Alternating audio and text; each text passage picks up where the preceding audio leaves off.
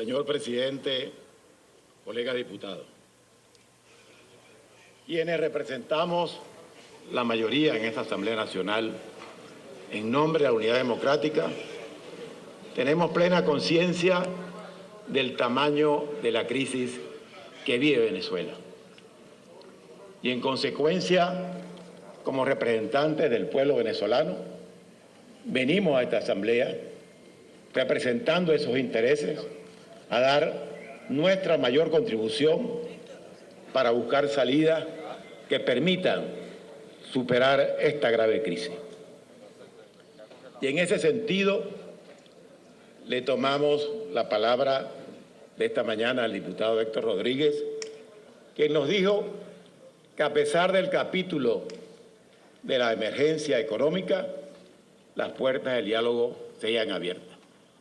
Nosotros queremos creer en eso, queremos creer que sí es posible unir a Venezuela en función de servir al pueblo, que es la principal víctima de las consecuencias de las políticas económicas de este gobierno, que lo tiene sumido en la escasez, en la inflación, en la inseguridad y en los efectos de la corrupción. Pero si es sincera la oferta del diálogo, de buscar salidas juntos, no nos explicamos por qué un decreto como el de la emergencia económica es enviado por el Ejecutivo Nacional a esta Asamblea Nacional, sabiendo que tiene mayoría la Unidad Democrática, sin intentar un diálogo previo. ¿Por qué el Gobierno Nacional, si quiere concertar, si quiere la unidad para que entre todos aportemos soluciones a la crisis, no llamó a la Unidad Democrática representada en esta Asamblea para conversar sobre las medidas adecuadas para enfrentar juntos la crisis? Eso nos llamó mucho la atención y nos sigue llamando la atención y la preocupación, hablando precisamente de cálculos políticos. Sobre todo, si ese decreto que se envía está fundamentado en considerandos y en propuestas de disposiciones que contienen conceptos y afirmaciones que el gobierno sabe que no compartimos. Eso de que la causa de la crisis es la guerra económica o la inflación inducida es una cosa que es falsa y que podemos demostrar con cifras. El responsable fundamental de la crisis que vive Venezuela es el gobierno nacional y sus políticas económicas, hablando del tema económico. Dijo esta mañana el diputado Elías Mata que han destruido la producción nacional, que han destruido la economía por tanto tiempo y ahora están buscando fórmulas para ver cómo de alguna manera nos hacen a nosotros responsables de lo que ellos han hecho desde el poder. Entre las disposiciones que se nos enviaron para que fueran aprobadas, estaban, por ejemplo, en el artículo 2 del proyecto de decreto, decía: el Ejecutivo Nacional podrá dictar las medidas que considere convenientes, particularmente las que considere convenientes. Más adelante dice: asignar recursos extraordinarios para proyectos previstos o no en la ley de presupuesto a los órganos y entes de la administración pública. Más adelante dice: el Ejecutivo Nacional podrá requerir de las personas naturales o jurídicas propietarias o poseedoras de los medios de transporte, canales de distribución, etcétera, etcétera, en función de cumplir con los objetivos del decreto. Más adelante, en el artículo 3, agrega: el presidente de la República podrá dictar otras medidas de orden social, económico, político que estime conveniente en estas circunstancias. A nosotros nos eligieron para controlar los recursos que le pertenecen al pueblo de Venezuela. Y no vamos a renunciar a nuestras responsabilidades constitucionales. Y creemos que una de las bases del acuerdo nacional y del acuerdo institucional es un pacto para respetar las atribuciones constitucionales de cada quien.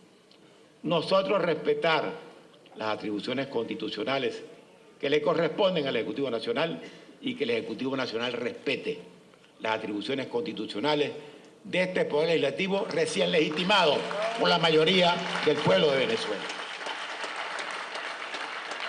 Observamos en los planteamientos del decreto, además, que contiene una serie de posibles decisiones que perfectamente pueden ser ejecutadas con la legislación vigente. Ya en el informe se reprodujeron una serie de artículos y disposiciones que le permiten al Ejecutivo Nacional tomar varias iniciativas sin que nosotros renunciemos a nuestra responsabilidad de controlar lo que se haga con esas atribuciones. Y en los últimos años, entre el 2014 y el 2015, vía ley habilitante, se han aprobado una serie de leyes, reformas de las mismas, decretos relacionados con las siguientes materias. Por ejemplo, para que el pueblo de Venezuela sepa por qué nosotros consideramos que no le hace falta al Ejecutivo Nacional, si tiene la voluntad política, de hacer lo que tiene que hacer para enfrentar la crisis. Por ejemplo, la ley del Banco Central de Venezuela, la ley de administración financiera, la de ilícito cambiario, el Código Orgánico Tributario, la ley de impuestos sobre la renta, la ley del impuesto al valor agregado, la ley de impuestos sobre cigarrillos y manufactura del tabaco, ley antimonopolio, ley de impuestos sobre alcohol y especies alcohólicas, ley de timbre fiscal, ley de mercado de capitales, ley de registro público y notariado, ley de simplificación de trámites administrativos, reformada la última vez por decreto en noviembre de 2014, ley de contrataciones públicas igualmente reformada por decreto, el decreto número 928 dictado por el presidente Maduro, mediante el cual se establece la agilización de trámites y procedimientos para efectuar las importaciones de los productos terminados, insumos y materias primas requeridos para asegurar el abastecimiento nacional de bienes esenciales. Además, se aprobaron leyes orgánicas como la de Ciencia, Tecnología e Innovación, Turismo, Frontera, todo eso por ley habilitante, además de las que contiene el informe. Entonces, hablando de cálculo político, nosotros nos preguntamos y pensábamos preguntarle ayer a los ministros si comparecía, ¿por qué el Gobierno Nacional no aprobó la emergencia económica antes? A pesar de tener la mayoría en la anterior Asamblea Nacional, que duró hasta el 4 de enero de este año, y sin embargo, 10 días después de esa fecha, el presidente Maduro decreta la emergencia económica y se la presenta a esta Asamblea Nacional, donde sabe que tiene mayoría la Unidad Democrática, sin que haya mediado un diálogo previo sobre esa materia. Es que el gobierno quería enviarnos eso, que no es posible aprobar sin renunciar a nuestra concepción de lo que debe ser el desarrollo económico y a nuestras atribuciones constitucionales, para tratar de que cuando lo neguemos, tener argumentos para hacernos responsables de lo que son responsables ellos en relación al fracaso de sus políticas económicas. La no presencia de los ministros ayer, nosotros, por lo menos en mi caso, la interpretamos como una parte de la estrategia para llevarnos a improbar la ley, no dar la autorización, porque si no tenemos la información que sirve para sustentar la justificación del proyecto, que la debían dar los ministros del Ejecutivo, a quienes invitamos y le aseguramos a los colegas del oficialismo un trato respetuoso como debe ser. Preparamos una reunión sin barras, eso sí, con los medios, porque nosotros no podemos tomar decisiones de la trascendencia que debemos tomar de espalda al pueblo. Tenemos que garantizar la presencia de los medios para que se enteren de algo tan grave como es la crisis que está viviendo Venezuela. Pues los ministros no vinieron. Los ministros del Ejecutivo Nacional fue los que nos hicieron perder el tiempo al que se refiere el diputado Héctor Rodríguez. Tuvimos 2 días para saber cuándo venían. Cambiamos el horario de las 10 de la mañana a las 5 de la tarde y en la tarde nos dijeron que no venían. Ahí fue cuando decidimos diputado Interviene en este momento el diputado Omar Barbosa desde la tribuna de oradores cuando tiene lugar a esta hora de la tarde en el hemiciclo de sesiones de la Asamblea Nacional, lo que tiene que ver ya el desarrollo de la plenaria, la discusión del informe que fue aprobado el día de hoy en relación al decreto presidencial. Seguimos viendo al diputado Barbosa. Opinión favorable a la posición del Ejecutivo la esperábamos de los ministros que fueran a justificar con argumento la justificación del decreto que el Ejecutivo nos está pidiendo que aprobaron. Pues los ministros no fueron. Y tan grave es que no hayan ido porque violaron su deber constitucional y legal, como la explicación que se dio, que es que nosotros queríamos hacer un show mediático. Dice este gobierno, una intelectual venezolana, Colette Capriles, escribió un libro que se llama La Revolución como Espectáculo, para referirse a los shows permanentes del gobierno en los medios de comunicación. Esta mañana hubo una cadena, ahorita creo que está encadenado otra vez el presidente. Tenemos récord mundial de cadenas nacionales. Y ahora resulta que los ministros le tienen miedo a explicarle al pueblo de Venezuela, con los medios presentes, cuál es la justificación de un decreto de esta naturaleza.